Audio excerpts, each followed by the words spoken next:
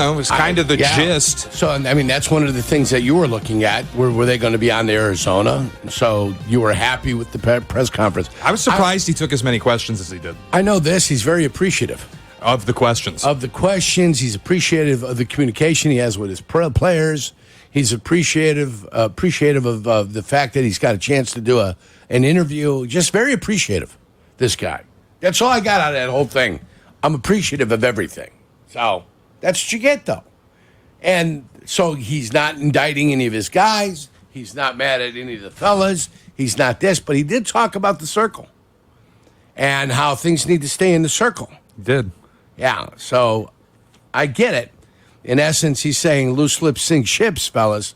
Let's not talk so much or talk so freely. If you don't have something nice to say, don't say it at all. That literally is the mantra. If you don't have anything nice to say, don't say anything at all. I would push back on Eberflus talking about perception, and he was asked, like, the perception that your captains, half of your captains, are speaking out about disagreeing with the coaching decisions. And Eberflus' answer, perceptions are what they are. I know what I know in the building. Well, no. Perception is kind of reality at a certain point, especially in professional sports. The perception would not exist if the loss weren't so heinous and if you didn't have half of your captains publicly speaking out against the decisions that were made in the game.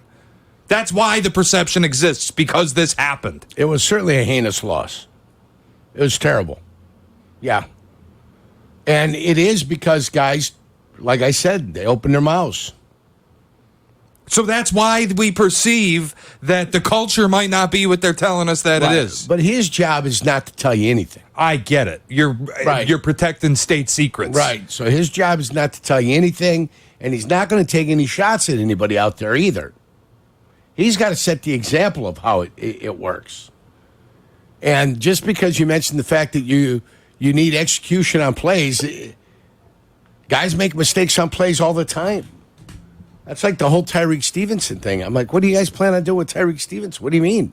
You got two guys already gone. What do you plan on doing? Nothing. You call Tyreek Stevenson in and you say, hey, you can't do this. This is unacceptable. You can't get 15-yard penalties. I mean, if anybody, Daniel Hardy should be out too. He had a 15-yard penalty earlier in the game. Another silly penalty by Daniel Hardy. 4 penalties on special teams for him. You know, things get lost in the minutia of it all. You know, with the big loss and this and that. I can't wait there from Caleb Williams. I mean, he gets a break. He looked great in the fourth quarter. He didn't look great in the first, second, and third.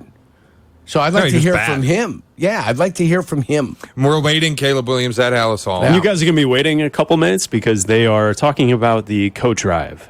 Tony Medlin. Oh, Tony's up with the coat drive? Talking about the coat drive, so we are waiting. Just letting you guys know so we're all on the same page. When it gets chilly here. Terrific. Got to do the coat drive. Just for the record. Yeah. Walk through today, closed to the media. They moved the time for the availability to 12:25. Eberflus was 20 minutes late. And now, Caleb, we're just waiting. Back to you guys. Thank you. We used to have a great parody song about the coat drive back in the day. Yeah, it was good. And it mentioned Tony Medlin. But, hey, listen, it gets cold here in the city of Chicago. Sure does. And, one of the official, it's not even a fundraiser. It's a raising of the coats. Make sure that everybody's going to have something for when the winter sets in that they could be warm enough. You're telling me they couldn't have done the coat drive thing in the 20 minutes that we spent waiting for Eberflus at 12:25? Yeah. What I'm pointing to is that they specifically moved Eberflus and Caleb back today, yet now we're waiting on Caleb because the time that he was supposed to speak is past. And they're doing the like at noon, when Eberflus and Caleb usually speak on Wednesday, they could have talked to Coach then. Yeah. You see what I'm saying? Exactly, yes. Exactly. Is this live or is this Memorex? No, it's live. Are they on? Are they on Zoom? Is this a Zoom? Do you want some coat drive? Do you want? No, I'm not going to. I'm not going to do that. I think it's an important issue. I don't want it to be a bit. I think it's good. Are they on Zoom or are they? I was going to say, come on. No, they're all there. They're all there. All right. I think they're afraid that people would leave after Caleb Williams and Medlin came on to talk about the coat drive. I think They're afraid people want to get out of there. So that's why they're putting them in between the two. So that you've got to stick around. You've got to pay attention. What is this? What is the coat drive? Is this like last call at the bar? Yeah. That's exactly Make sure it. they stick around. No, don't leave. We've got $2 shots. Right. What are we It's one talking final about? call. That's exactly what it is. 1 a.m. on Saturday. We got $4 beers the That's rest right. of the night. Don't go anywhere. You got semisonic closing time on the jukebox. What are they worried about? Why would anybody leave? They don't want nobody to leave now. They're all going to go sit down and write their articles. Who's leaving? Usually nobody's leaving, but usually they go back to their desks then, right? That little area where they all got their little desks and they get to write, put pen to paper, put finger to keyboard and make things happen. But for I them. think to That's Shay's the point, magic. this is more of an opening act. Like this could have been Yes, exactly. It's an before. opener. I get you. It's not the halftime show. So it's the main guy, the opener guy, then there's a guy in between there. This is when Abdallah goes to see Metallica and gets one of his like underground no-name bands to open that he's all excited about. That can be the coat drive. Yeah, Billy and the Kickers. Yeah, whatever. War on Drugs, is that one of his bands? St. Vincent's Crosses, something like that. Good band. Yeah, I don't know what to tell you. 312-332-3776, the phone number. Is there a phone number for the Coat Drive, maybe, that we can lead people to the Coat Drive or a website where... ChicagoBears.com. They have all the info ChicagoBears.com. right up there. I will say this. It is a great cause. Okay, this is why I wanted to make you guys aware of this. Today, this Wednesday, seems to be all over the place for the Bears. This is not your standard, normal Wednesday up there. Yurko, is there anything to read into this? The way that everything that happened on Sunday and then the last couple days and then it seems like today is a little, I wouldn't comment if Eberflus was on time, but he was 20 minutes late to the time that they already moved. It seems like things are kind of like they're putting out fires up there type of thing. Like they're That's the vibe I'm getting. Discombobulated a little bit? Yeah, right. I mean, to me, what it feels like is you move the availability back and you have a walkthrough practice on Wednesday. You're probably expecting a little longer of a practice with a little longer of a team meeting. And Yurko, if I'm totally off base, obviously you have the playing experience. Please stop me. I mean, no, Wednesday's usually your most physical practice. Wednesday is your install. Monday you watch your tapes, boom, you get this. And Wednesday you start actually practicing the things you're going to...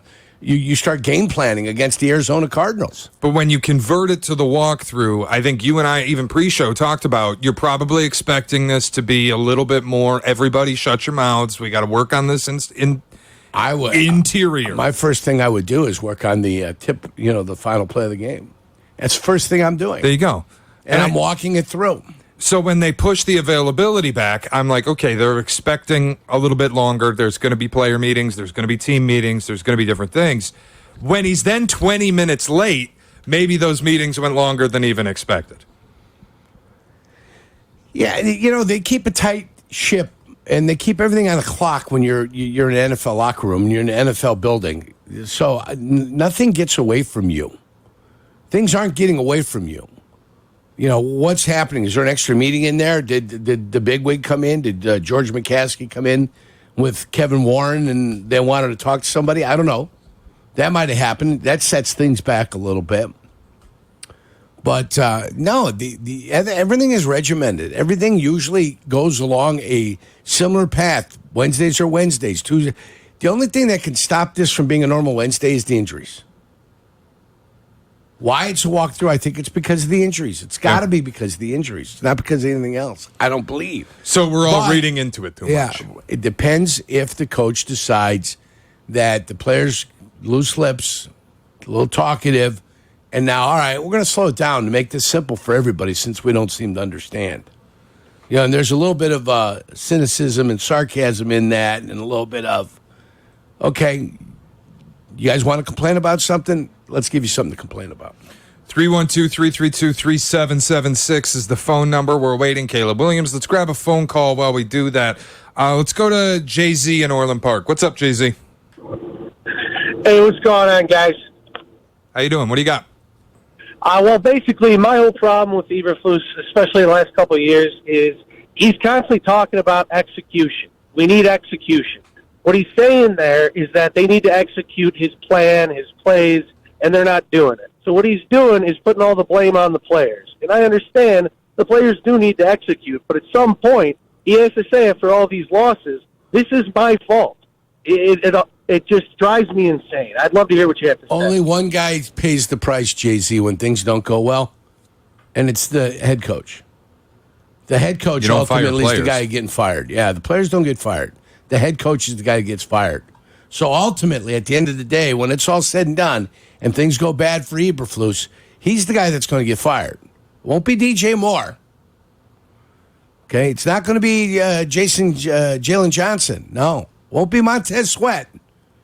It'll be the head coach that takes the blame, and he's the one that'll be escorted out the door. That's the way that works. So ultimately, it does come upon the coach.